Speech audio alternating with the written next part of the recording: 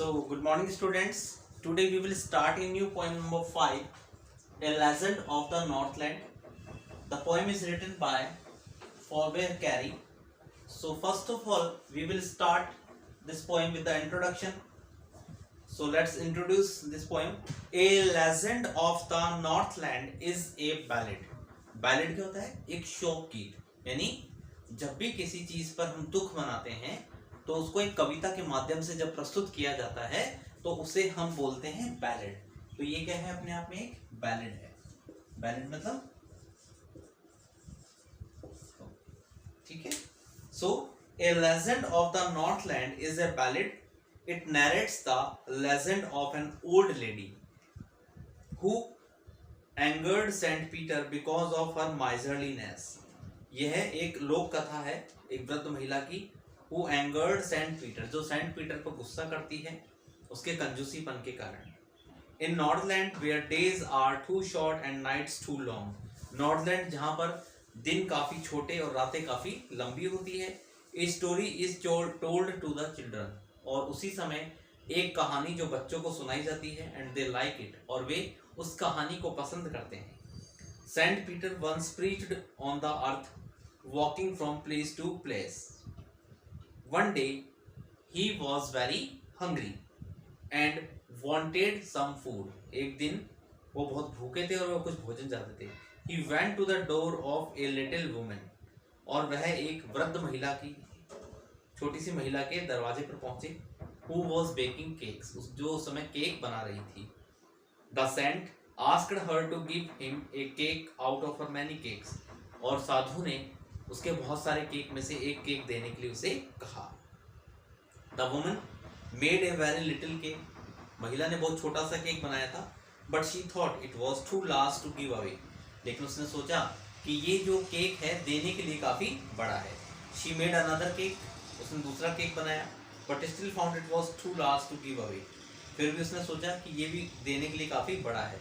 In the end, she made a water thin cake. उसने wafer thin cake. उसने एक पतला सा वेफर्स का केक बनाया.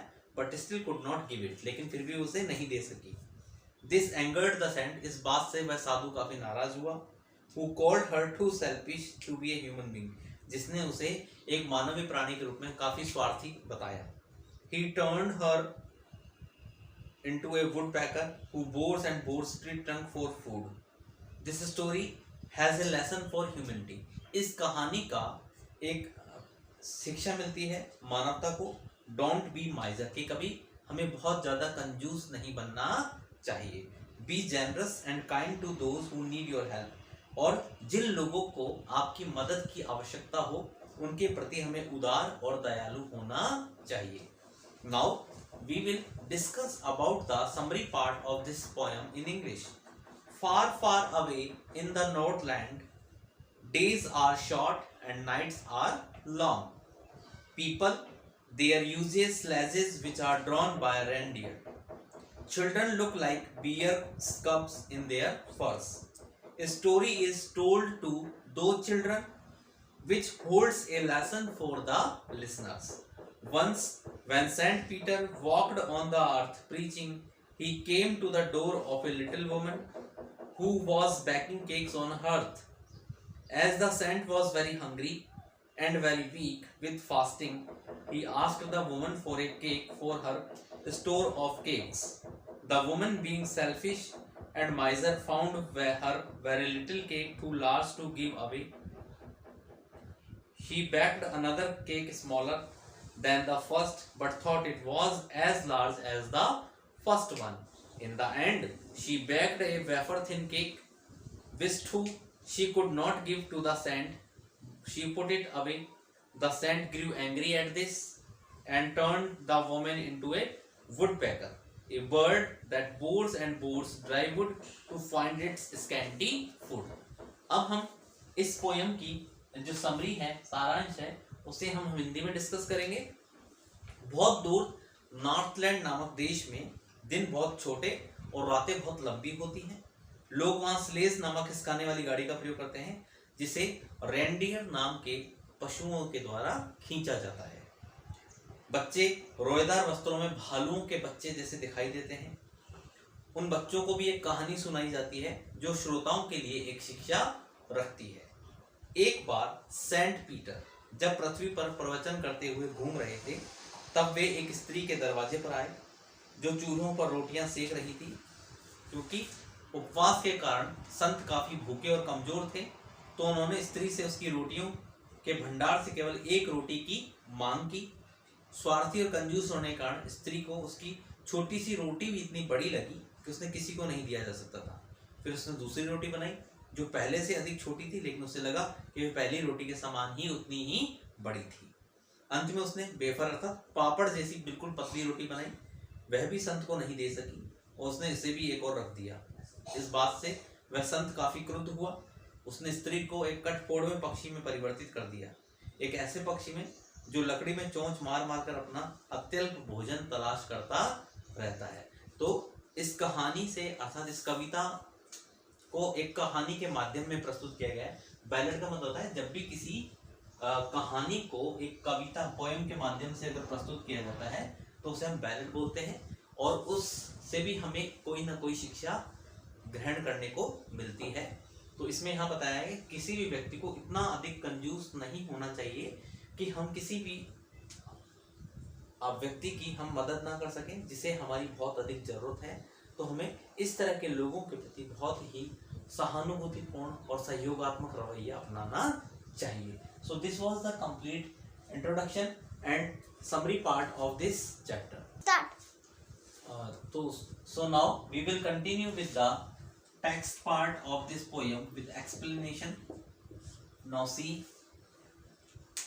away, away in the northland, where the hours of the day are few and the nights are so long in the winter that they cannot sleep them through.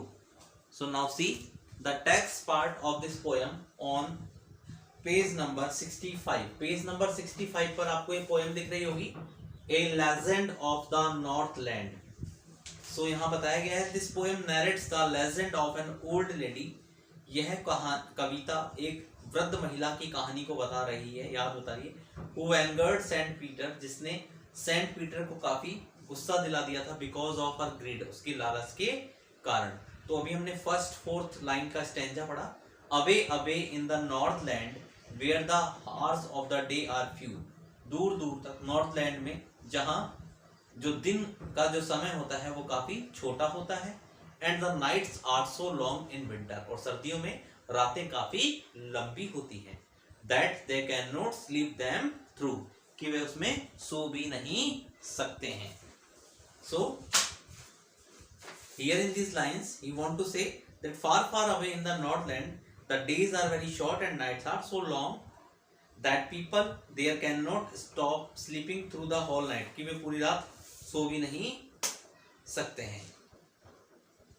यानी बहुत दूर दूर तक नॉर्थलैंड नामक देश में दिन अत्यंत छोटे और रातें इतनी लंबी कि लोग पूरी रात को सोते हुए नहीं गुजार पाते हैं। तो अगर हम इसमें अगर स्टैंजा की बात करें और इसके क्वेश्चन आंसर हम पुट अप करना चाहें इस स्टैंजा में से, तो हम डिस्कस कर सकते हैं कि which country is the poet talking about, कि कवि इस स्टैंजा में किस देश की बात कर रहा है। किस देश की बात कर रहा है? He is talking about an extremely cold country which he calls as northland, जिसे वो नॉर्थलैंड के नाम से जानता है, कहता है। What does the poet mean by where the hours of the days are few? यहाँ कवि ने इस पंक्ति में बताया कि where the hours of the days are few, जहाँ दिन के कुछ घंटे बहुत छोटे होते हैं, कम होते हैं। इस कविता की इस पंक्ति के माध्यम से कवि क्या बताना चाहता है?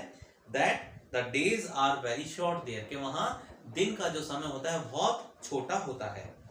How long are the nights in the Northland in the winter? सर्दी के समय नॉर्थलैंड में रातें कितनी लंबी होती हैं। So the nights are so long in winter, northland में सर्दी के समय रातें इतनी लंबी होती हैं that people find it difficult to keep sleeping all through the night, कि लोग पूरी रात को सोते हुए नहीं गुजार पाते हैं। How do you think people would pass such long nights? आप कैसे सोचते हैं कि लोग इस तरह की लंबी रातों को कैसे गुजारते हैं? They would tell long stories, वे लंबी लंबी कहानियां सुनाते हैं, फनी इंसिडेंट्स बताते हैं और जो लोक कथाएं होती हैं वो बच्चों को सुनाते हैं। Now see second stanza, where they harness the swift reindeer to the sledges when it snows and the children look like bear cubs in their funny furry clothes. So harness का मतलब होता है जोतना, अटैच करना, और Swift का मतलब होता है तेजी से, fast. Sledges means cart that slide on ice, एक ऐसी गाड़ी जो बर्फ पर क्या होती है, फिसलती है। और फरी भी दिया गया है, फरी का मींस होता है having hair on the animal skin used as clothes, रोएदार कपड़ा जिसे कपड़े के रूप में काम में लिया जाता है। So in these lines the in Northland people put in harness moving reindeer to draw their sledges when it snows. Children are covered in funny clothes made of fur and look like bears cubs. अर्थात Northland में लोग तेज गति से चलने वाले reindeer को गाड़ियों से बांधते हैं ताकि वे बर्फ गिरने के दौरान उनकी जो गाड़ियां होती है जिसे हम स्लेज के नाम से जानते हैं उनको पूरी तरह से खींच सके। बच्चे बहुत अजीब तरह के वस्त्रों से ढके हुए रहते हैं जो बालदार चमड़े के बने हुए होते हैं, और वे इन वस्त्रों को जब पहनते हैं तो वे बच्चे भालुओं के बच्चे जैसे दिखाई देते हैं। So here if we discuss the question answer of this paragraph, so what is the means of travel when it snows in Northland?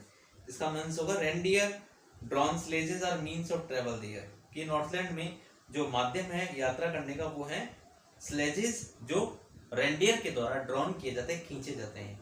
Next question, how do children look when they wear warm फरी clothes? जब बच्चे गर्म फरी clothes पहनते हैं तो कैसे दिखते हैं? They look like bears cubs, भालू के बच्चों जैसे दिखाई देते हैं। Why do they wear furry clothes? वे फरी क्लोथ्स क्यों पहनते हैं?